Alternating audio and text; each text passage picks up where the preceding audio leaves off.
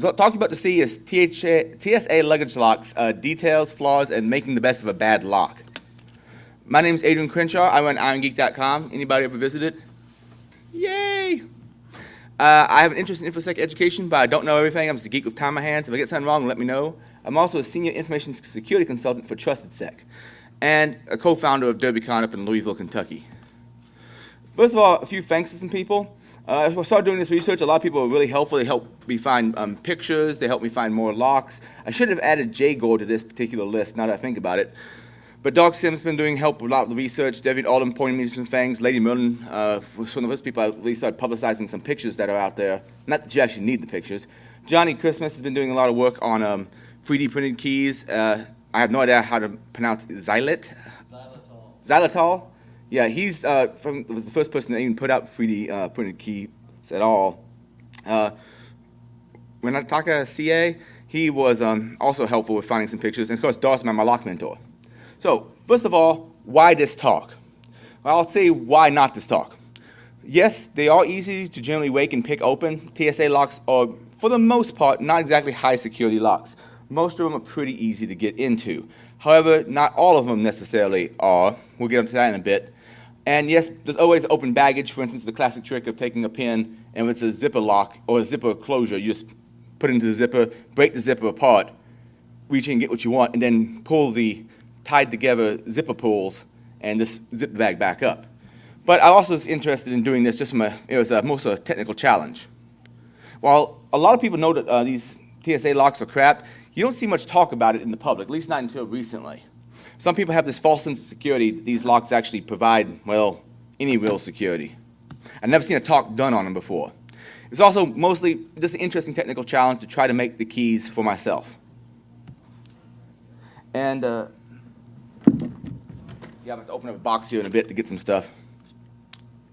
Also, a lot of people made a real big deal about the photos that have been leaked in the past few months. Really, you could always reproduce these keys by just taking apart the locks. I mean, so any master key system where you can take apart the lock, you can ultimately figure out what key will open it. And another great thing about this little talk is I think it's a good example of how security through obscurity fails when it's not really obscure. You can technically argue that almost all security is security through obscurity, like the obscurity of what your password is, or the security of what your encryption key is. However, when it's something that can be easily found out by someone using a Dremel and cutting apart a lock, it's not much as far as security is concerned. All right, the way these TSA locks started out was the TSA demanded the ability to inspect all luggage, and this was placed out there on January 1st, 2003. So for several months, they were cutting locks left and right because people would put like maybe a halfway decent luggage lock on, and they'd cut it so they could actually inspect the bag. Of course, this caused a lot of pissed off flyers because they want the stuff to be intact when it gets to the destination airport. A lot of people have been thinking that the TSA should care that all these keys got leaked out there. There's no reason for them to care because it's not really a security issue from their standpoint. It's an end-user security issue. As far as sneaking stuff in the bags, people could have done that already if it was a zipper bag or the dozens of other ways to get into them. They're not really worried about airport security. The only people's security that's really infringed upon by these locks is the passengers themselves. Now, there's two major brands of TSA, well, I should say two standards of TSA-approved luggage locks. The one you see the most often is Travel Sentry. They don't actually make their own locks, but they authorize a system of keys that you can use as standards for TSA-accepted locks. Now, this was started by John Vermeil.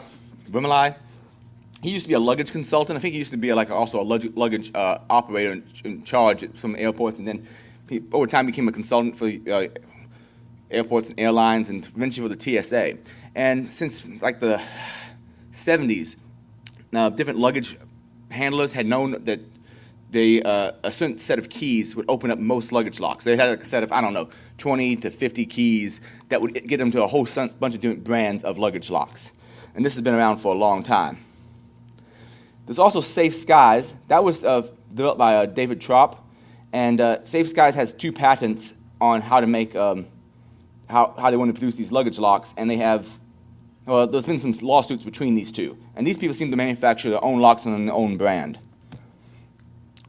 Now, a lot of the recent interest from these came from pictures that have been leaked online, like those ones out there on the HeraldNet and just a bunch of different groups. But some people let folks take pictures of the TSA keys, so it gives us some idea of what they look like.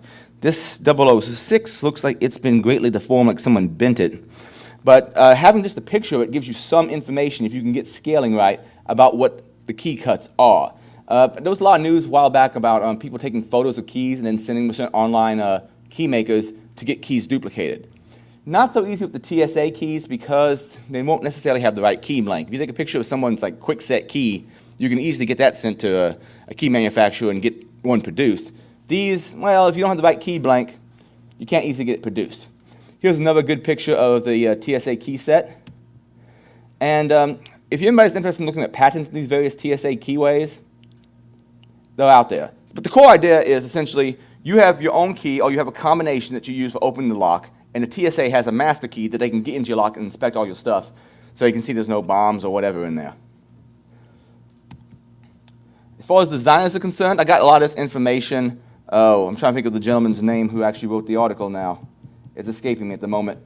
But I got some of this information from looking up various patents on the different TSA keyways, as well as an article that someone wrote. I'm trying to remember the gentleman's name. Actually, let me visit the site, and that will hopefully remind me.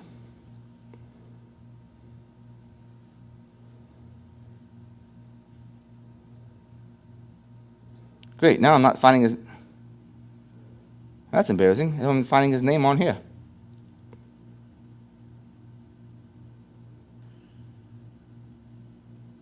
Oh, yes, Mark Webber Tobias. He did a lot of early research on these.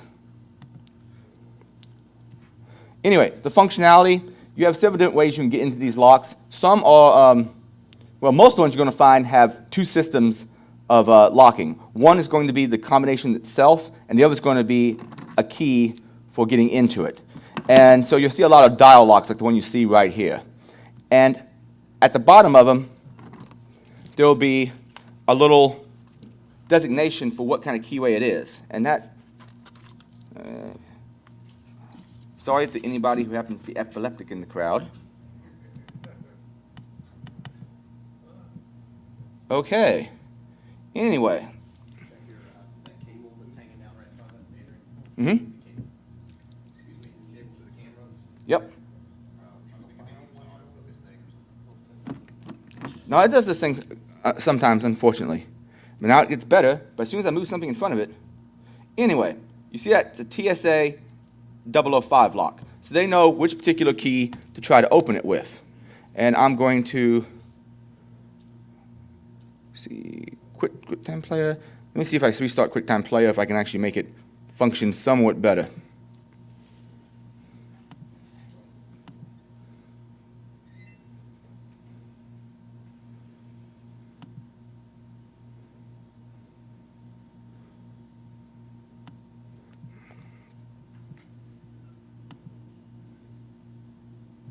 All right, let's see how long that lasts for. But you can see it has 005 on there, so they know to use 005. There's also like 007, and as far as the Travel Sentry ones, those 7 different keyways, then you also have the Safe Skies ones, which some people have been working on reproducing. Night Owl, for instance, on Twitter has been working on reproducing those. And so once they see what particular number is on the lock, they have a set of keys that you saw in previous pictures that they can pick up and open the lock. So here's my personal set that I carry around with me of different TSA keys. I have a few more than other people, and I haven't been able to mass produce all of these, but I saw this is a 005, so that's my 005 key. Put that in there, turn it, and it opens up. No problem. The way a lot of these ones work is, like I said, there's double ways of entry. The user's only expected to use the combination on some of these, but the TSA agent will use the keyway. They do this in several different ways. There's the classic master pinning system where you have essentially the springs, the driver pins, and the key pins, and on some of the stacks they'll have a little extra wafer in between. So there's 2 different levels at which a key will open it. So you can have a master key that will open all of them and have a different key for each individual user if you really wanted to. The problem with these kind of master keying system is it does make it easier to pick or rake open a lot of times because there's more than one key to open it. There's several different levels you could have it at, opening up the number of possibilities for levels you can get the pins at and actually have it to turn because everything's at the shear line. So each time you add one of these wafers, you basically double the number of possible keys that would work in it. A lot of them also use wafer locks instead. Now, a mastered wafer lock is a little bit different. The way wafer lock works is when you have the right key inserted, it lifts everything up to the shear line, and you can just turn it. It pulls it out of the little grooves that they're stuck into. And I thought I had one ready to show you up here. Let me see if I can find it.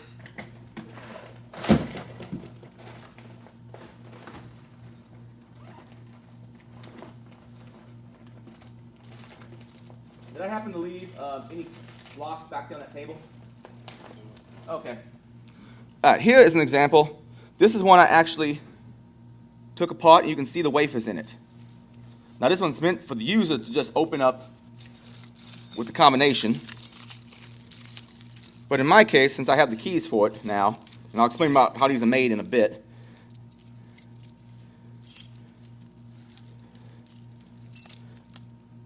I should be able to just go into the Keyway, and you notice how it moves all of those little wafers out of the way, and then you can open the lock. So, no problems there. The way they do this with a wafer system, if you have wafers that are, well, if you have a wafer lock and it's requiring keys for both the user and the TSA agent, they'll do this weird wafer mastering system. Like, you might see something like this would be like a normal wafer lock, but the wafer locks in some of these TSA locks, if it has student keyways, what you'll have is something shaped like this. So it's one keyway on the left and one keyway on the right. And the one on the right in this case is the one that the TSA agent's using, the one on the left is the one you're using. So purple is the shared space, blue is the user, red is the TSA agent. And let me show you an example of some that are built like this. If you look at this one, you see there's two keyways, one on the left, one on the right, and the levels of those wafers are not the same on both sides. Sometimes it's a little less pronounced like that. Like you see the shape of that wafer inside there, it's a different height on the left side than the right side. And that's the way they master key a wafer lock system. Here's a bunch of different keyways up close so you can take a look at it. I believe these were all 007s. Now some example locks to look at. I've been going around collecting all the TSA locks I can find so I can scrap them apart and try to reproduce all the keys. So I had a hard time finding the 001 for the longest time until Jay Gore gave me one down at HUSETCon, like last weekend. Now I have one, but actually I have two. So I'm still looking for more. I don't think people manufacture these anymore because everyone who's ever shown me a TSA 001 lock, it's one they picked up at some general commercial store like 8 years ago. I just don't see them anymore. So I'm assuming they've kind of been stopped manufacturing. Now, I've been looking around for a proper blank for this. I think Night Owl still is looking for a good one. Apparently, you can get a 1092 VR blank from Ilco to work on it, but you have to file it down on the sides and make it smaller to actually be able to fit. I still haven't found a proper blank for this. The VR91C also looks about the same, but it won't work. So I haven't actually produced a master key for this, but some people have gotten the 3D printed ones to work. Then there's the TSA 002 key. Now this is probably the second most common keyway out there as far as TSA locks are concerned.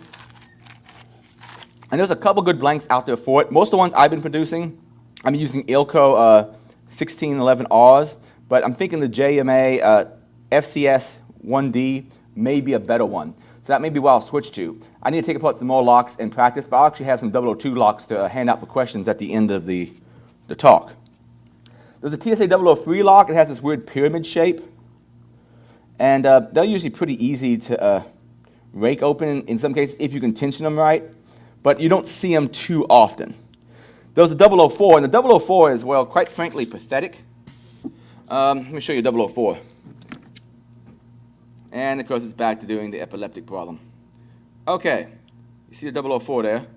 All it essentially is a bulbous screwdriver.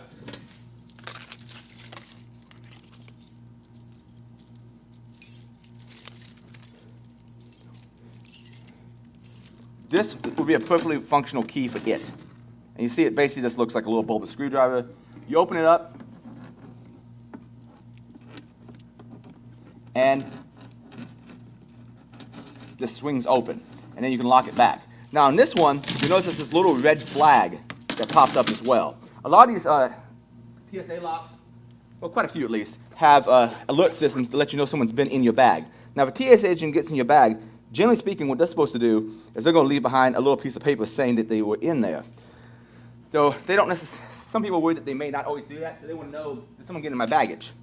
But a lot of these TSA locks, well, first of all, if you pick them, which this one you can't really pick, but the ones you can pick, a lot of times if you pick them, you can get the lock to open without setting off the little indicator flag. In this case, I think it was Chris Sistrunk who showed me you can reach in a tool and reset the little alert. But it's going in through the dial and popping it aside. And I'm going to see if I make this not full screen, if it will help with that. Temporarily. Hold up, guys. Sorry about this. Let me see.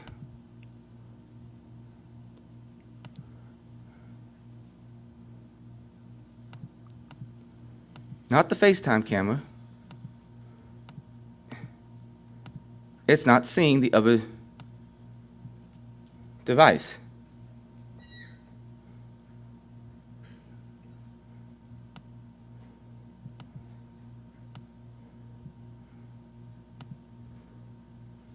It sees me. All right. Let me go back to QuickTime then. Let me try this one more time.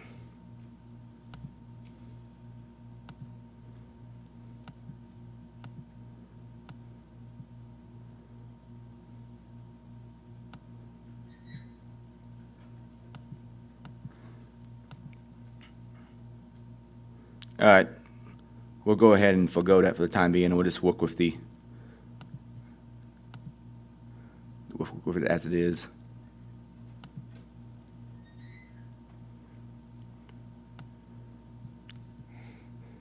Okay, so that was a 004 I just got open. The 004 seems to be made by CCL. I think that's who owns the branding on it, the patents for it.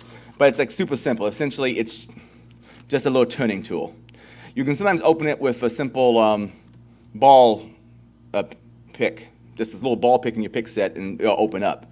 The 005, this is probably the third most common TSA lock you'll find out there, and it's essentially an M2 blank. You can make a pretty much perfect key for it out of the ILCO 1092B. So it's just a simple master lock M2 blank. No big problems. The 006 is the only one that's really been impressive to us so far. I've tried to pick it. Dossman tried to pick it. David Olive has tried to pick it. Ain't none of us been able to pick the thing. The only thing I can think to do is maybe send it to Skylar Town and see if he'll take a look at it and see if he can pick it. I only have one of these. I want to eventually be able to take this apart and make a master key out of it, but I don't want to destroy the only sample I have.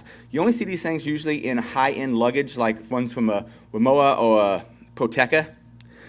And they were designed by Avis, and I've been told by a friend of mine that feels like those spool pins in there as well, which greatly complicate the picking of it. But it's just a little dimple lock, so all the bitting is on the side of the key, as you see here. And ain't none of us been able to actually get one open yet by picking it. Here's how a dimple lock works. It's essentially the same as a pin tumbler lock, it's just the bitting is on the side. So you'd have keys that look like this. I've yet to find an actual proper key blank, though, for the 006. Then there's the 007. This is by far the most common one out there. And I still can't find a proper blank for it as well, though I have reproduced some keys. The 1092 VR can somewhat work, but you have to get both sides the same, and it's not a symmetric key by itself, so it's kind of hard to get filed. Really, though, most of the TSA 007 keys I've ever seen, every lock I've ever seen has only been single-sided. So you'll see those bitting on both sides. This is actually what's known as a convenience key in most cases, because they only use one side for the bitting. But by doubling the sides, you double the wear life of the key. And these agents are using this key a whole lot. So for the 007, it's probably important that they do that. And there's a certain key out there that comes with Embark from Target and Travel Smart from Conair that you can get at Myers and Target. You can take this key and you can file it down to get a pretty much completely proper master key for the 007. And the 007, as Devin has also pointed out, you see all sorts of variances in the keyways. Like that one before and this one, it's pretty much the minimalist keyway. Then other ones put this little extra lip at the bottom. You see some that have the two different keyways side by side, and some have a lot of extra room. So there's a whole lot of variance in them. We'll talk about duplicating the keys here in a bit. Now, there's also the classic ways into these. Most of them are super simple to rake open. You just simply apply a little bit of tension, and let me find a good one for this. Yeah, you just apply a little bit of tension. You don't even have to really do too much work on it. Just rake across the pins. It's usually pretty easy to get one to pop open.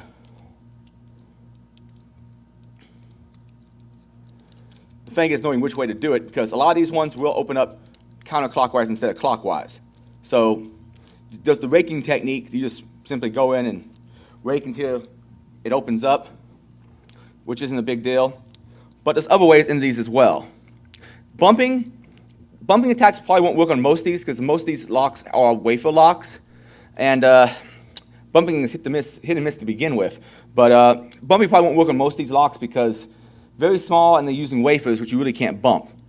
Now, one thing that will work in a whole lot of these is shivving attacks. Essentially, you can reach through to the back of the keyway and move aside the locking dog with a pick. And I'm going to see if I can actually illustrate that. Oh man, that is so annoying. So, some of these, you can essentially just reach in, go to the back of the lock, you're reaching past all the pins and or wafers, and you just pull aside that locking dog and it pops open. And I mean, there's a lot that seem to actually have this particular problem. You just got to figure out which side it's on and flip it open. Yeah, I think there's some other ones I have that are of similar, low build quality. Like this one from Samsonite, that you can just, it's one side or the other, and finding which side is the correct side is usually the bigger issue.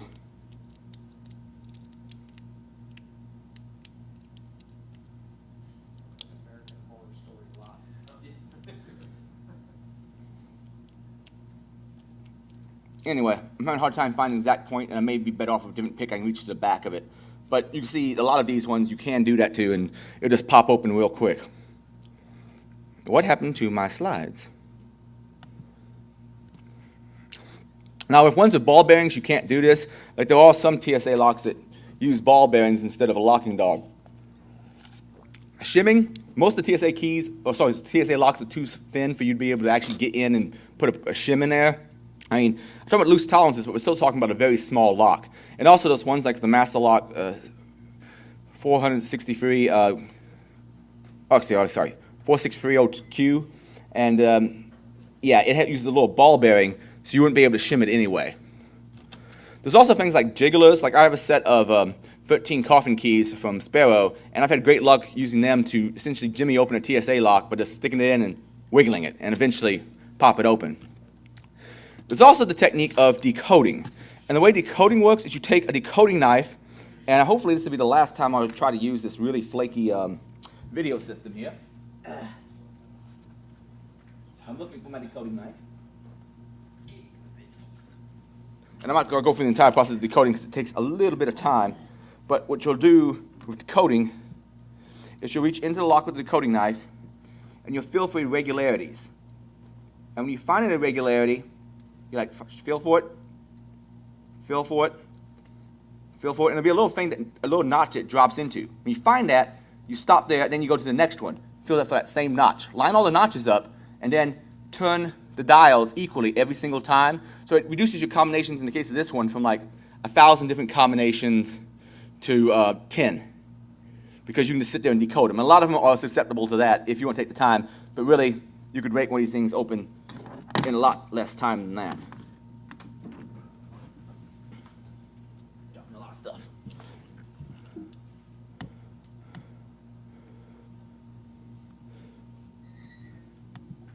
There, if you look inside, I'm talking about these little dips in here. You'll see this little notch right there. It may not be coming across real easy to see up there on the screen. But there's a little notch you can feel it fall into. You line all those up and then turn evenly. But what you're probably more interested in is making keys to this thing. Yes, the photos can help. It helps give you an idea of what blank may potentially work, and it may give you a better idea on height that will work in more locks that you don't actually have. but you can just rip apart locks and do it. That's essentially what I've been doing. Also, online key duplicators, as I mentioned before, probably won't have a proper blank that you can just get them to reproduce it from the photo for you. So the first lock I started tearing apart was this one from Brinks. I got the model number down at the bottom. And it's nice because you can just drill out a few spots in it and you can pull out the core. And you see it right here. And what I did was I took one of the blanks from the Travel Sentry locks that are made by Embark and Travel Smart Conair and filed them down. So you see the unfiled ones on the right and the filed ones on the left. So just had to file down the right spots and get it correct. And the way I know how much to file it, I'll show you in a second. Yeah, here's those two brands that have the proper key already in them that you can just file down. And you want to look for one that has that similar shape to what you see right there. The one on the right here, that's the one you want to find and then file it down. And you also have to take off a little bit of the end because some of the endpoints are a little bit long for a lot of TSA locks. But those are two brands. And what I do is I take out the Wafer Lock, and you see here I have no key inserted. And you see how far down the wafers drop. That would drop into this little channel, and you wouldn't be able to turn the lock. If you put in the wrong key, it might still be misaligned. You might have wafers lifted too high. This is the case for the particular key that I use as a blank. But you just keep putting it in, seeing what the heights are, filing down the spot where it's lifting too much, and then put it in again and see. And you just keep doing that repeatedly until you get it to the right height. And the great thing for doing that with is a pippin file. A pippin file basically has a teardrop kind of shape to it. And I can't remember the company that makes them, but Devin Olive and Lady Milton sent me a really good pippin file that I've been using for reproducing a lot of my initial keys. Then after I make an initial key by hand filing, I try to reproduce them on my key duplicator I've got.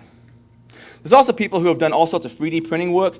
The problem with the 3D printing work is a lot of them get people end up printing them the wrong size. Like the 004 in there is entirely the wrong size to actually fit in 004.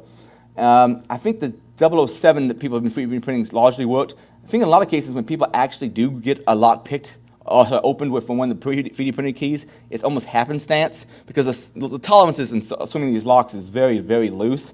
So it doesn't take a whole lot to like break one open. I'm also thinking that some of it might be an issue of self-impressioning happening. But there's repositories out there, and I know Johnny Christmas is still working on making better versions of the 3D printed ones. Me, I'm going around looking for key blanks for the different locks instead, because brass is just going to be more reliable.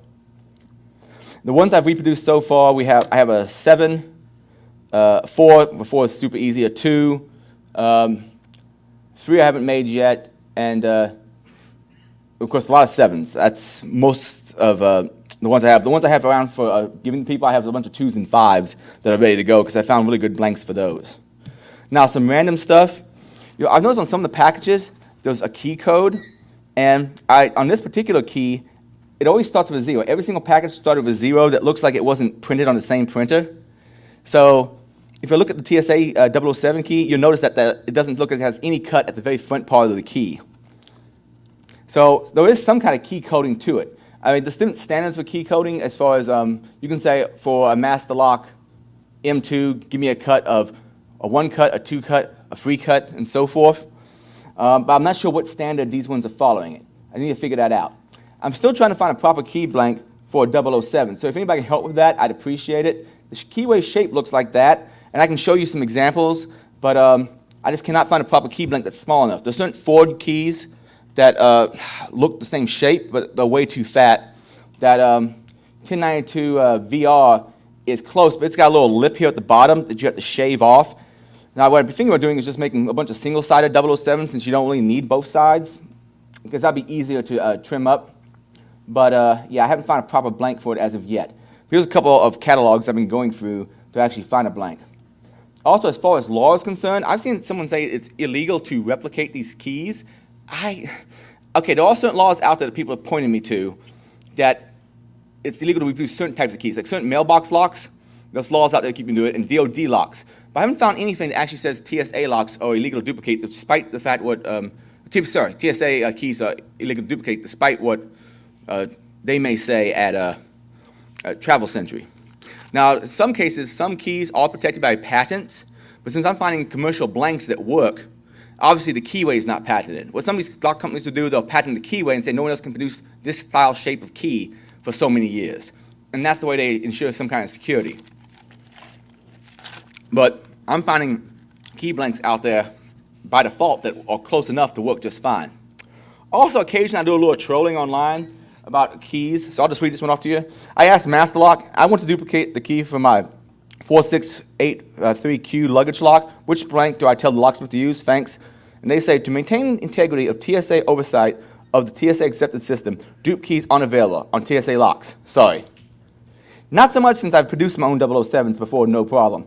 But they weren't exactly helpful on that. If you want more information on TSA locks in general, I have an article out there that I wrote on how I did the duplication and a little bit more about TSA locks. DocSim has a timeline out there of the work that's been done on the TSA locks and the photos that have been leaked. And there's also a report on TSA lock by Mark Weber Tobias from 2004. He only covers, he mentions the 001, and he only tests, like, I think it was 2 to 005, because I think the 6 and 7 weren't out yet. I think the 7 is pretty much what replaced the 1 that was out at one time. Let's see. There's also Deviant Olive's write-up at Into the Core on TSA 007 locks. And you'll notice I'm a hand model in some of his pictures there. And one little announcement, DerbyCon is happening next year. I believe the proper dates are September 20th through the 26th. So make it if you can. There's a few of good cons to check out. Louisville InfoSec is one I attend every year. Usually post DerbyCon. This year may or may not. Next year maybe just a little bit before. SkyDogCon, which you already know about, obviously. GurCon up in Grand Rapids, Michigan. Circle City Con up in Indianapolis. And Show Me Con out in St. Louis. But that's about it. And does anybody have any questions? Because if you got a good question, I got some TSA locks for you. Oh, sorry, TSA keys for you. Any questions? What's the most secure out of all the TSA? The 006, no one's been open. Unfortunately, you can only get that on that Protector luggage. You can't get it as a separate lock. So, come on up.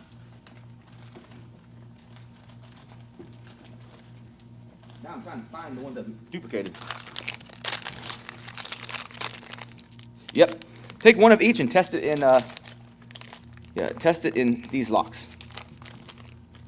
Take one of each and test it in those locks. Yeah, the smaller one is the 005, and he has the keys. So just get the questions from him, get the keys from him. Yes. Since you've done all this research and all you guys are doing this research, has TSA come out and said anything about plans to change it? Nothing. Well, when TSA issue, it's not really about their security. It's only the security of the belongings of the passengers. So it's not anything about, it doesn't make it really any easier for someone to sneak a bomb on. So, yeah. Well, didn't TSA make a statement? They made a statement that was, these weren't ever secure, we never intended for them. Yeah, essentially, yes. Fuck you guys, that's pretty much what they actually said. Yeah. They actually made a statement. But, I mean, it was nothing that they were going to change it or anything. Because, I mean, from their standpoint, it's not really a security concern. But yeah, go get a key from Brian over there. Oh, 2 keys, because there's get a 005 and a 002. The 002 is the longer of the 2 keys. So has anything unusual happened when you fly and you have a whole bag full of TSA locks? Actually, I was, a little bit ago, I was flying someplace, and I had I had essentially, I believe every single lock in this bag at this point is a TSA lock. Because I've been taking apart a lot, and I had them all, these with me, and a TSA agent like, pulls it out of one of my bags and like, oh, so you're a collector? I'm like, yeah, I'm researching the security of the TSA locks. I'm reproducing the keys. I wish I'd gotten like a camera for facial expression and so forth, but I didn't think to do that ahead of time. So, exactly. But yeah, they don't complain. And I fly with my pick set that you saw up here a little bit ago. Yeah. This monstrosity all the time, and they'll pull it out, scrub it down for residue, and then just pass it straight on. So I haven't really had any problems with it so far. Have you actually told them what it is, or do they just not care? Oh, well, it says lockpicks on the side of it. I mean, it says I believe, yeah, sparrows, lockpicks. Yeah, most people just assume I'm a locksmith. Or Because we have so many. exactly, yeah. Tag a lot. And I am essentially an amateur locksmith, I suppose. Yes. Is there a way to break the TSA keyway and still have the combination work? I haven't tried it, but yeah, surely, because a lot of them. Well, sorry, I'm eating ice. I shouldn't have done that. Yes, because a lot of them, you have one side that opens if you use the combination, the other side opens if you use the key. So you could probably break the key and then still have the combination work. But what the TSA will do in that case is they'll cut your luggage lock off. That's cheap. Yeah. But yeah, you could, in theory, break it or put like, a little glue in it or something like that, and the normal mechanism would probably work just fine on pretty much all of them. There may be a few where it would screw up or you got glue in the wrong spot. Oh, and a lot of these other alert systems, I meant to show more of the alert systems. A lot of these alert systems on it to say whether or not the lock's been open, you can get out of by just picking the lock instead of actually using the proper key. Like I have a 002, if I pick it, it doesn't pop the flag. And I have a different one where if I use the key, it does pop up a little flag. Actually, he has it right now, so I can't show that to you, I don't think. But there's a 005 up there that has a little alert system on the top of it. And it'll pop up a little thing that says alarm or something, someone's been in it. But then you can just take a little screwdriver and turn something inside of where the shackle goes in, and you can reset it too. Most of the systems I've seen for Search Alert, well, Search Alert is a particular brand of them, but the ones that alert you that someone's been in your luggage, most of those are pretty easy to reset. Get yourself a key from Brian. Any other questions? You too, I guess. Anything else? All right, in that case, thank you all very much for your time. And anybody want some TSA keys? Well, I have some in the back.